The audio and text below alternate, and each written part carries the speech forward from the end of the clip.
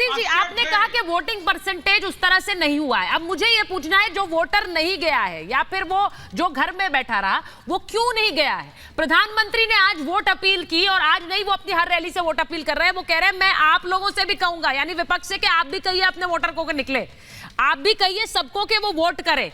क्या ये एक इंडिकेशन है ममता जी, किस ओर जा रहा है? जो नहीं निकला है वो क्यों नहीं निकला है? हाँ सुचरिता जी धन्यवाद। आज मैं डिबेट की शुरुआत में मर्यादा पुरुषोत्तम राम यानी हमारे आराध्य देव और अहंकारी रावण की बात करती हूँ। देखिए, एक चीज बहुत महत्वपूर्ण है समझने की कि प्रभु श्री राम को अहंकार का ज्ञान था और रावण को ज्ञान का अहंकार था। ये मेरे को लगता है पूरा देश समझ गया होगा। प्रभु श्री राम को अहंकार का ज्ञान था और रावण को ज्ञान का अहंकार था।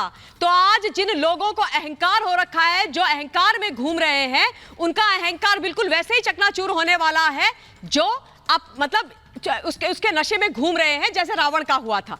अब दो तीन महत्वपूर्ण बातें, मेरे अजीज भाई ने बड़ी सारी बातें बोली हैं, बड़े बड़े दावे किए हैं कि ये तो वो वोटर नहीं आए, ये नहीं हुआ, वो नहीं हुआ। हाँ सही बात है कि वोट परसेंटेज पिछली बारी से इस बारी का कम है, लेकिन अजीज भाई ये भी तो हो सकता है ना कि इंडिया अलायंस का जितना वोटर और कार्यकर्ता था वो इतना पस्त हो गया है, वो जानता है कि अब की बार 400 पार है, तो आप लोगों को वोट दे करके और बाहर निकल करके अपना समय और वोट काहे बर्बाद करना है, तो इसलिए भी तो वोट परसेंटेज नीचे गिरा होगा।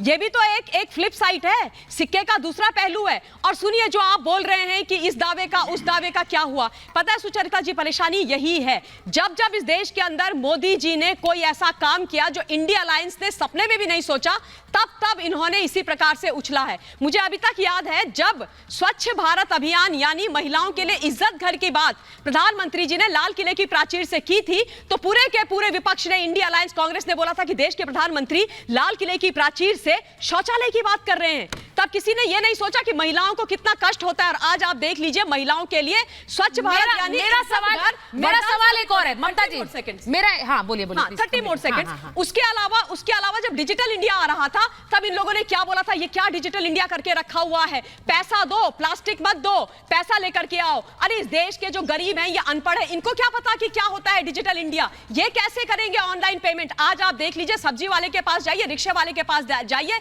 सारा डिजिटल पेमेंट हो रहा है। तो अजीज भाई, आप लोगों की समस्या ये रही है कि जब भी इस देश ने परिवर्तन किया है, जब भी मोदी जी इस देश में परिवर्तन लाए हैं, आप लोग उसको स्वीकार नहीं कर पाए, पचा नहीं पाए, क्योंकि मेरा कैपेबिलिटी के तो बाहर है। मेरा एक सवाल है, आपको समझ में आता नहीं है कुछ भी। मेरा एक सवाल है कि क्या प्रधानमंत्री का यह कहना कि इस बार जो लोग नहीं निकल रहे हैं वो इंडिया गठबंधन के वोटर हैं, या फिर ये उन्होंने ये डायरेक्टली नहीं कहा है, लेकिन इंडिया गठबंधन में एक उदासीनता है, और वो उदासीनता क्या वहां पर वोटिंग परसेंटेज में दिख रही है? मैं एक बार मैं लोगों की बात सुनवाना चाहती हूं। पहले चरण की वोटिंग हुई, उसके बाद लोगों ने क्या कहा है, क्यों प्रधानमंत्री कह रहे हैं कि पहले चरण के बाद एनडीए भारी बहुमत से आ रही है? जरा सुनिए।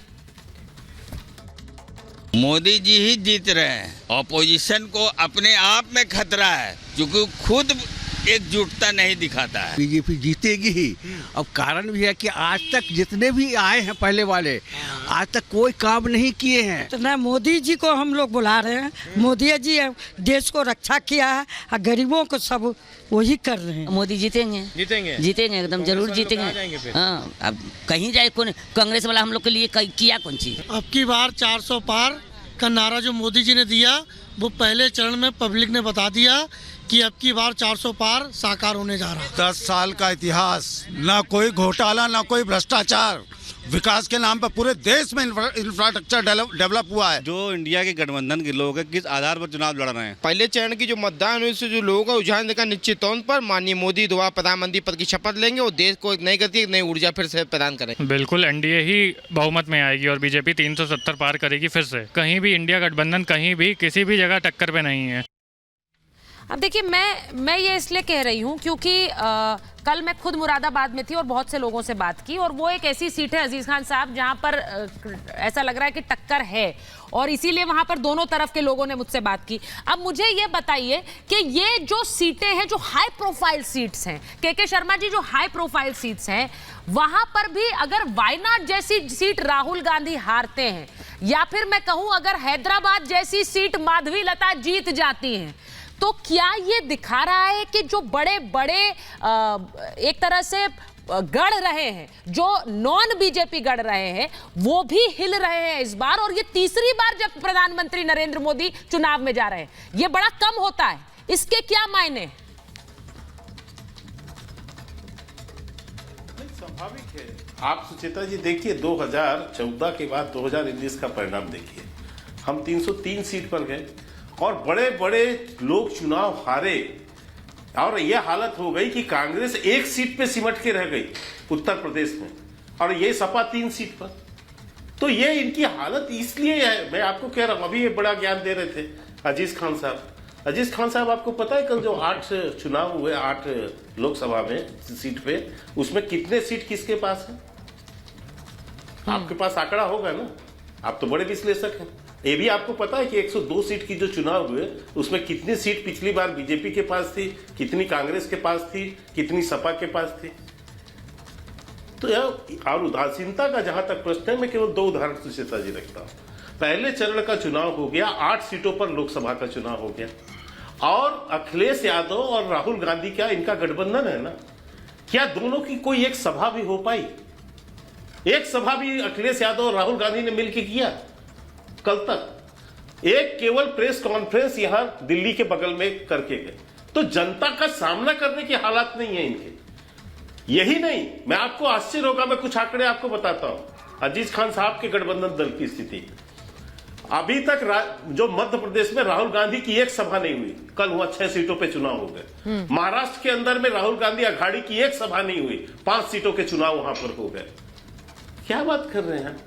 जनता का सामना नहीं कर पा रहे, छत्तीसगढ़ में सभा नहीं कर पा रहे, बिहार में सभा नहीं कर पा रहे। आपके उत्तर प्रदेश में अखिलेश यादव ने कितनी सभा की इन 8 सीटों में? मैं यदि गलत नहीं हूं तो 2 या 3 से ज्यादा सभा नहीं किए, इससे ज्यादा तो प्रधानमंत्री जी की ये जरा बताइए अजीज खान साहब, ये बार-बार आरोप लगता है, आप जो है जनता के सामने जाके नहीं पा रहे, सीटें आपको जीतनी एक्सपोज हो जाएंगे आप, क्योंकि आपको पता है रैली में कोई आने वाला नहीं है।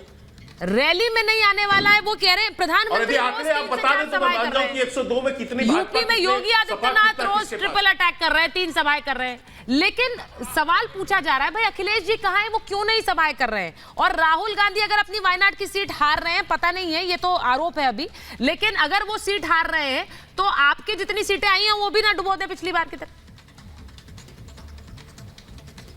देखिए सुचेता जी, आपके रिपोर्टर ही खबर कर रहे हैं, अमरोहा से लेके मेरठ तक आज ही रैलियां हो रही हैं, संयुक्त रैलियां हो रही हैं। अब के शर्मा जी इतना बिजी रहते हैं, वो तो टीवी भी देखते नहीं है, उनके पास कोई संयुक्त हुई है? एक नाम बताइए। अरे सर, अरे एक जगह बताइए, राहुल गांधी, अरे राहुल गांधी और अखिलेश की एक सभा बताइए। अरे